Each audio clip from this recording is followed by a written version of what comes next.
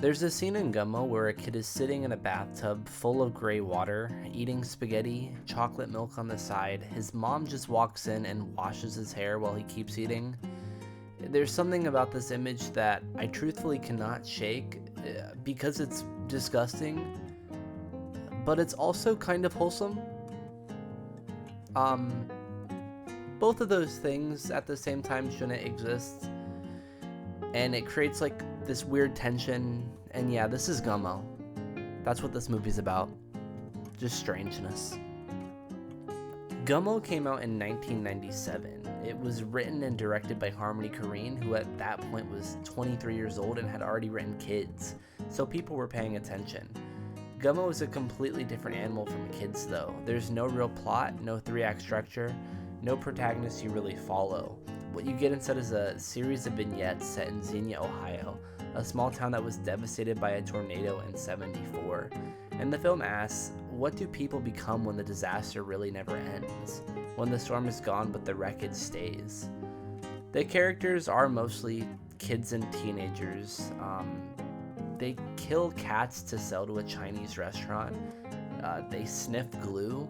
They wrestle a chair for like an abnormally large amount of time.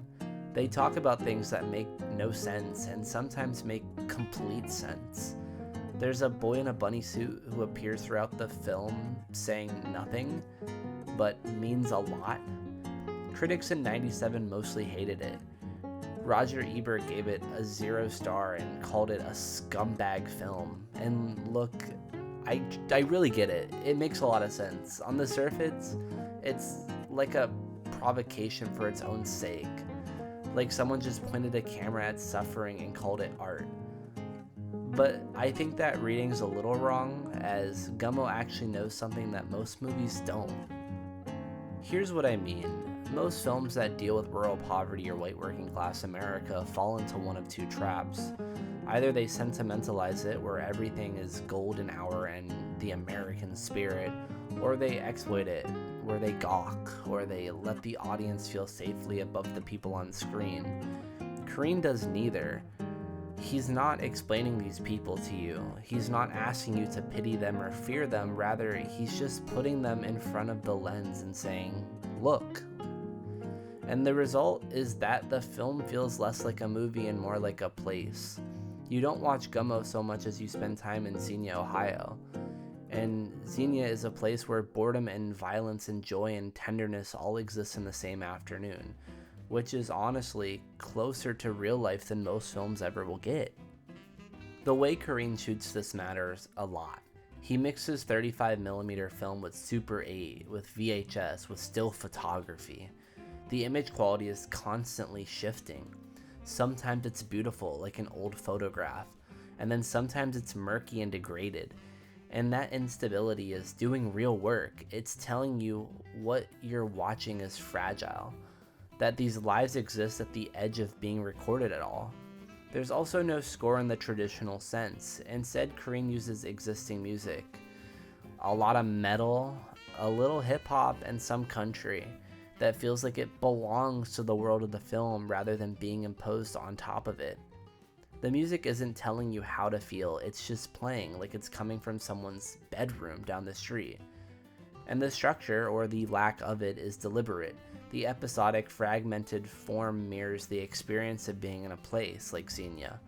Life there isn't a narrative, it's a series of days that are mostly the same, punctuated by random moments of strangeness. That's what the film feels like, and that's so accurate. I want to talk about the bunny boy for a brief second, because I think he's the key to what this movie is actually about. He shows up throughout the film with no explanation. He doesn't speak. He's just there on a bridge, in the street, in the background, wearing pink bunny ears and holding a popsicle, and the other characters mostly ignore him. He's not symbolic in a heavy-handed way. Korine doesn't make him into a metaphor you can pin down neatly, but he feels like the spirit of the film. He's out of place and yet completely at home. He's strange and yet completely natural in this environment, and there's something deeply sad about him that the film never explains because it doesn't need to. The bunny boy is what Gummo is, something that shouldn't exist, quietly existing anyway. I don't think Gummo is a perfect film. It has moments that feel genuinely indulgent, and there are things in it that are hard to defend even on artistic grounds.